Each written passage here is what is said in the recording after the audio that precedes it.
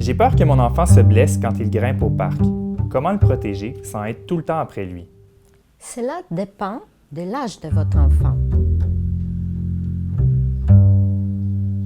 Votre enfant doit apprendre avec l'expérience. Pour cela, si vous le poursuivez tout le temps de votre anxiété, si vous le protégez toujours, il n'aura pas l'expérience ni comment son corps bouge, ni la force de ses mains, ni comment prendre des décisions ou chercher des solutions prudentes.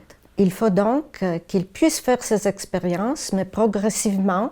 Bien sûr, plus votre enfant est jeune, plus vous devez être proche pour le protéger des accidents réels. Être proche, mais pas intervenante.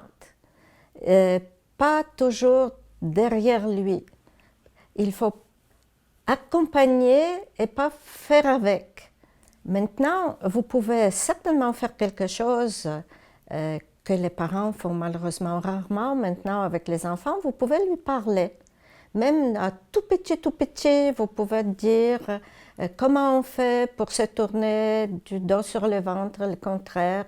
Pour un peu plus grand, vous pouvez dire comment on monte l'escalier, qu'est-ce qu'il doit faire avec son bras ou sa jambe. Et vous pourriez voir que même un enfant d'1 an est tout à fait capable de monter un escalier et de le descendre, même si l'escalier tourne. Il y a donc deux conditions. La première, c'est qu'il faut faire confiance à votre enfant. La deuxième, c'est qu'il faut savoir ce qu'il peut être capable de faire à un âge donné. Et comme je ne connais pas l'âge de votre enfant, mais vous allez déjà au parc, j'imagine qu'il pourrait déjà faire beaucoup de choses. C'est donc du travail pour vous deux, pour lui, pour s'habituer qu'il peut faire des choses par lui-même, pour vous, que vous pouvez le laisser faire.